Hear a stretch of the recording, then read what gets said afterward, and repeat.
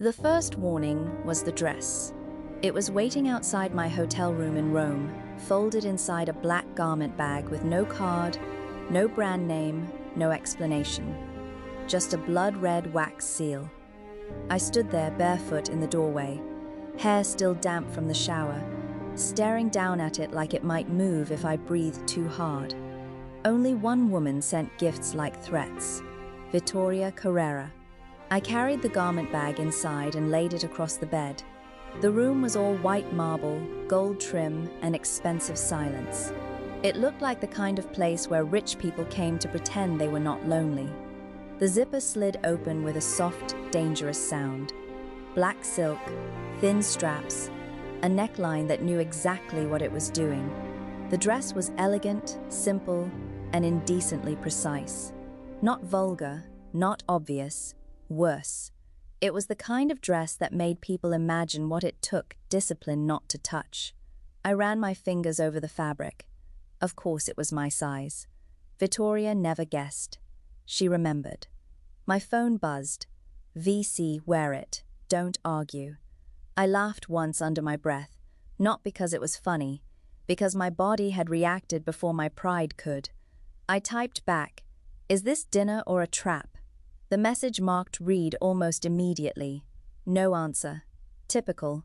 Vittoria had a talent for making silence feel like a hand on the back of my neck. I should have left the dress on the bed. I should have ordered room service, put on sweatpants, and spent the night editing photos of strangers who paid too much money to look mysterious. Instead, I put it on. The silk fell over my skin like cool water. It did not cling. It followed every breath, every step, every small betrayal of muscle and pulse.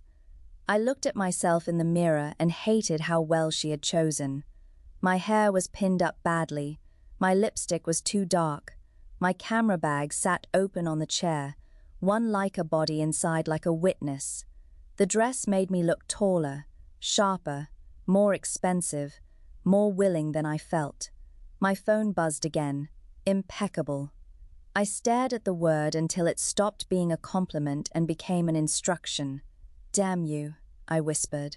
Then I grabbed my camera bag and went downstairs. A black Mercedes waited outside the hotel. No name, no sign.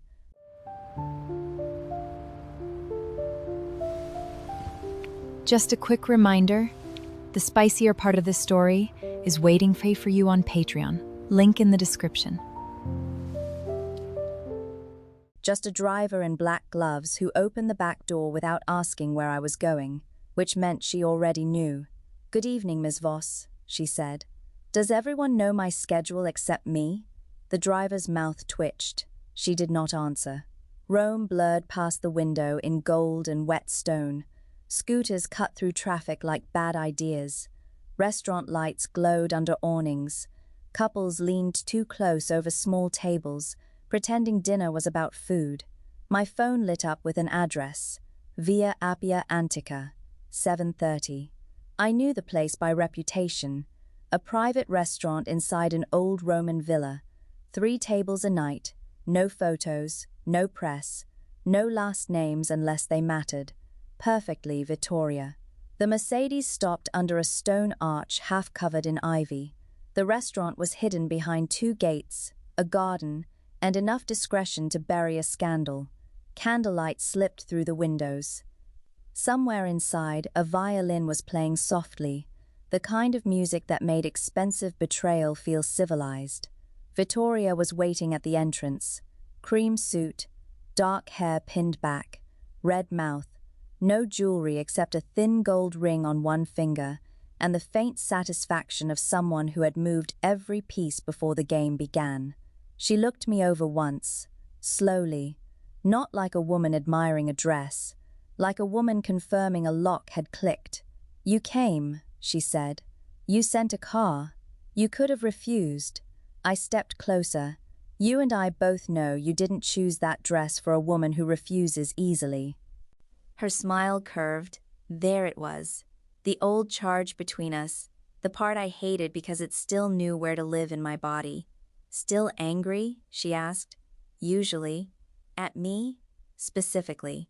Vittoria reached for my hand, not quite touching. Her fingers paused just above my wrist, close enough to make the memory of other nights wake up under my skin. "I missed your honesty," she said. "No, you missed controlling it." For half a second, her smile faltered. Then she opened the door. "Inside, Dahlia." The restaurant was smaller than I expected. Not a dining room, exactly, more like a collection of private shadows.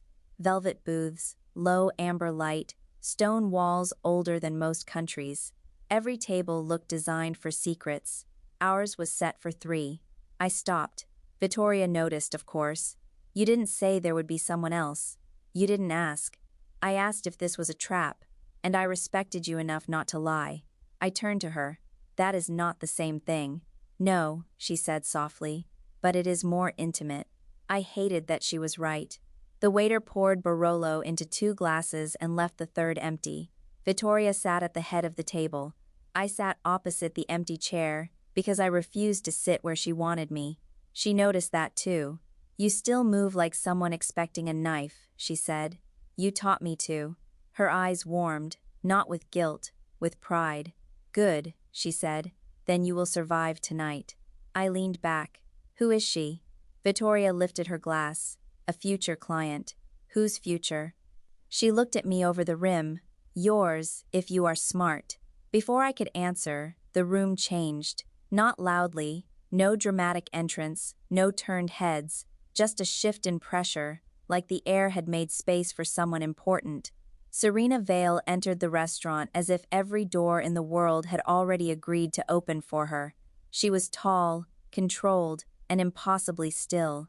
Pale ivory silk blouse, black tailored trousers, brown hair pulled back with almost severe precision.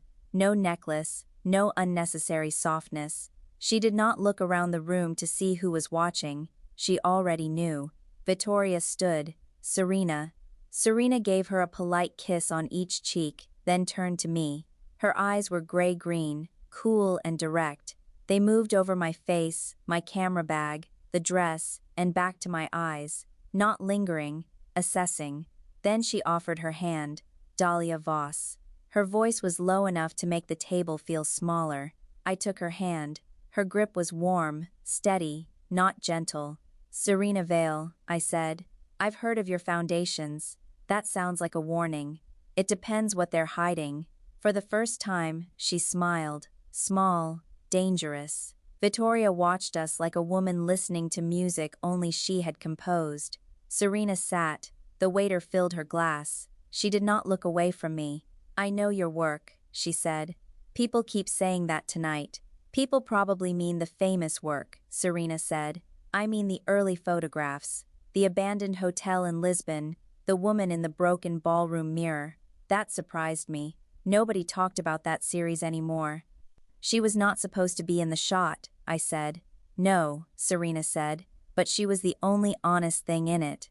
The noise of the restaurant softened around us. Vittoria's fork touched porcelain, a tiny sound, a reminder. I glanced at her. She looked pleased, too pleased.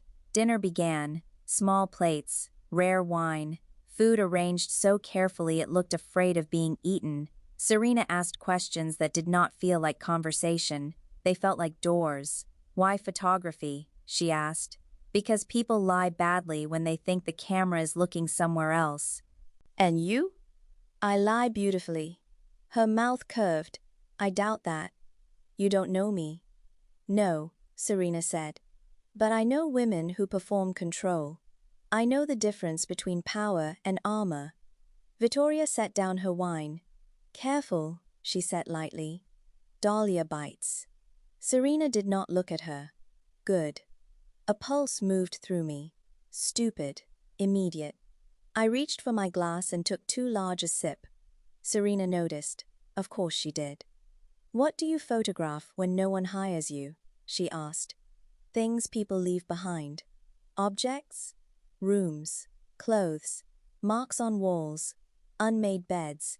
Anything that proves someone was there." She studied me for a long moment. "And if someone wanted you to photograph them, I'd ask what they were trying to prove. What if they didn't know? Then I'd be interested." Across the table, Vittoria smiled into her wine. That was when I understood. Not all of it, not yet, but enough. Vittoria had not brought me to dinner for work. She had brought me to be seen, by Serena. And she had brought Serena to see what would happen. My stomach tightened. Serena's fingers rested near her glass. Long, elegant, still. There was a small scar on her thumb, pale against the skin. I stared at it too long. She caught me. "You look like a woman trying not to ask a question," she said. "I have several. Choose the dangerous one." I leaned forward slightly. "Did you know I'd be here?" Serena's eyes shifted to Vittoria, then back to me. I knew Vittoria was bringing someone interesting. "That is not an answer." "No," Serena said. "It is the safest version of one." The table went quiet. For the first time that night, Vittoria looked almost entertained. Serena lifted her glass. "To safe answers," she said. I touched my glass to hers. The sound was soft, final. By dessert, the room felt too warm. Or maybe it was just Serena's attention. She did not flirt, obviously. That would have been easy to resist. She did something worse. She listened, fully, as if every sentence I said had weight, as if I was not a photographer at a table between two powerful women, but the only thing in the room she had not already learned how to own. When Vittoria turned to speak to the waiter, Serena's fingers brushed mine beside the stem of my glass. Barely. An accident, if either of us wanted it to be. I did not move away. Serena's eyes lowered to our hands, then back to my mouth. Vittoria said, "Coffee?" Serena stood. "I need air." Her voice was calm. Mine was not when I said, "I'll come with you." Vittoria did not stop us. That was how I knew she wanted me to go. The terrace overlooked a dark garden, all wet leaves and stone paths and lemon trees in large clay pots. The night smelled of rain before it arrived. Serena stood at the balustrade with both hands on the stone. I stopped beside her. For a while, neither of us spoke. Then she said, "Vittoria chooses people the way some people choose wine. To impress guests? To control the room." I laughed quietly. "That sounds like her." Serena turned her head. "You know her well." "I know versions of her." "And which version sent you the dress?" "The one who likes to pretend control is a love language." Serena watched me in the low light. Was it? The question landed exactly where it was meant to. I looked out at the garden. "Sometimes," I said. That was the problem. Serena was silent for a beat. Then, softer, "I didn't know that." I turned back to her. Know what? That there was history. I believed her, which made everything worse. The terrace door opened behind us. A young waiter stepped out with fresh wine, nervous, overbalanced, trying too hard not to look at Serena. His foot caught on the edge of the stone. The glass tipped. Red wine flew in a clean arc through the candlelight and struck Serena's ivory blouse. For 1 second, nobody moved. The stain spread across the silk like a secret becoming public. The waiter went pale. "I'm so, Signora." "It's fine," Serena said. Her voice was controlled, too controlled. The silk darkened, clinging where the wine soaked through. Red against ivory, heat against restraint. I grabbed a linen napkin from the nearest table. "Here." Serena took it, but her hand trembled once before she forced it still. I saw it. She saw me see it. That changed something. "Come with me," she said. Not loud, not a request for the room, just for me. I followed her through a side door and down a narrow hall, lined with old portraits and low amber lights.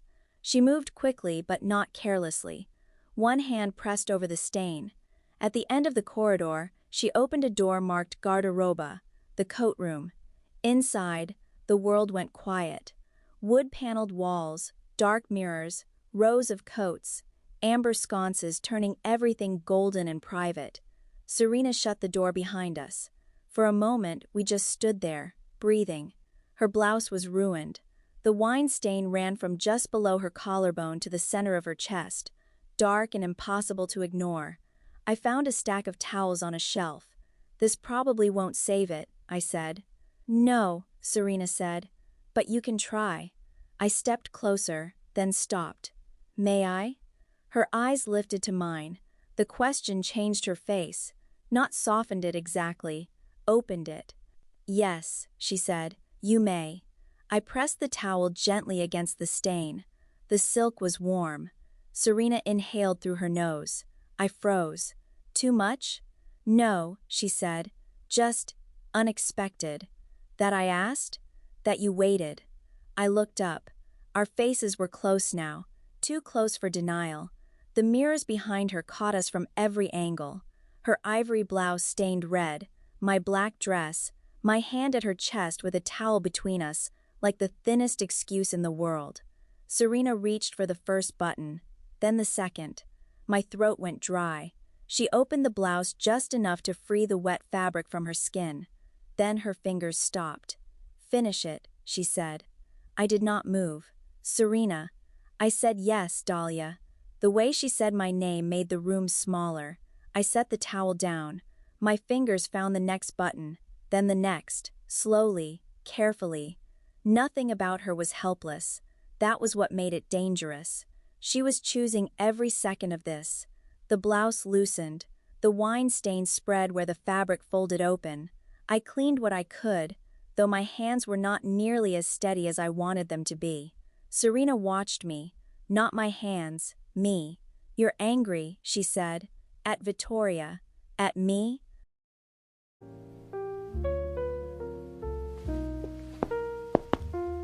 If you want the more private side of this story, meet me on Patreon.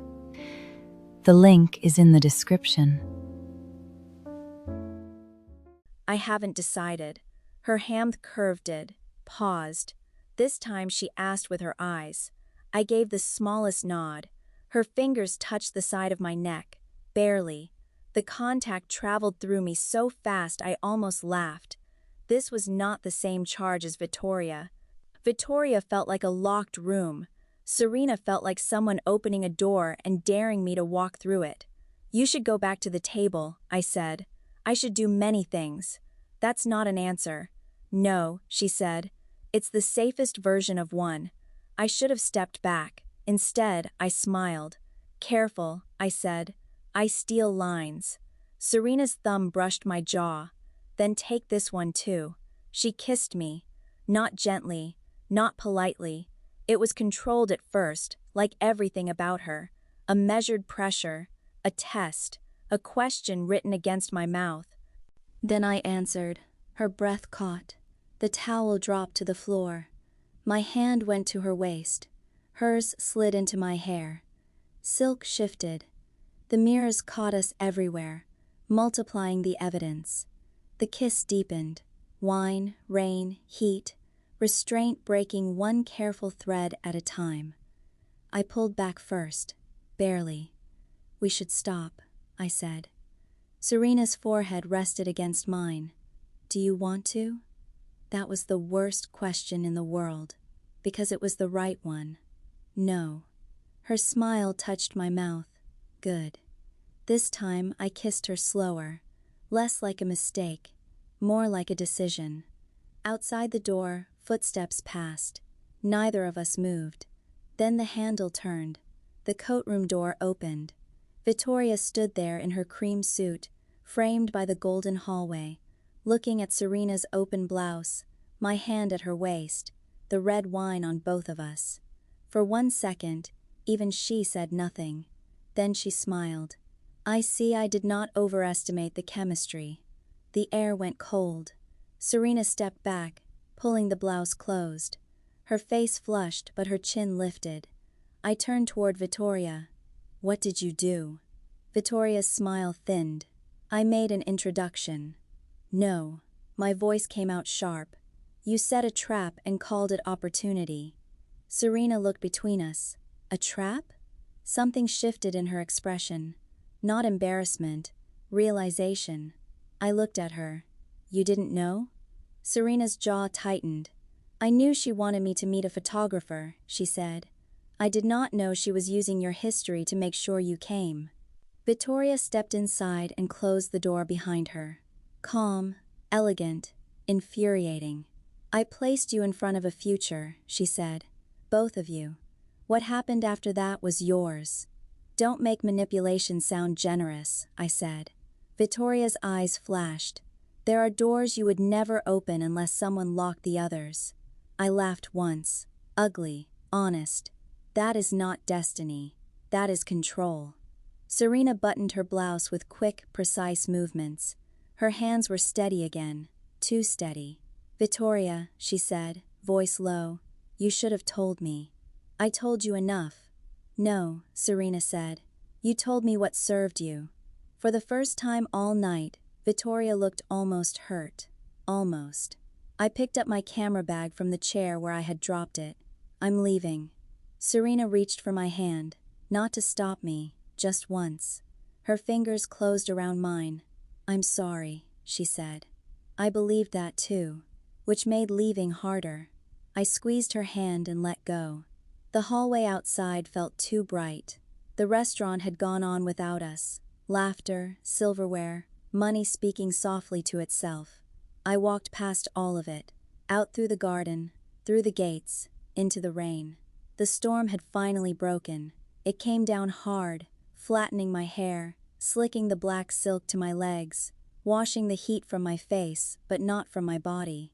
I stood at the bottom of the steps and tried to breathe.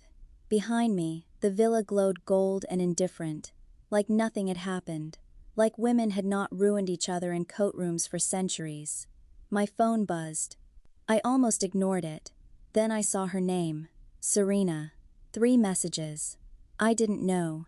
Villa Aurelia, tomorrow, 4 p.m. Wear something you can ruin. I stared at the screen until rain blurred the words. I should have deleted them. I should have called Vittoria and told her exactly where she could put her future. I should have gone back to the hotel, taken off the dress, and pretended the night had been another expensive mistake.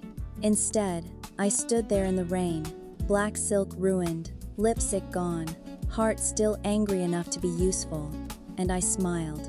Tomorrow then.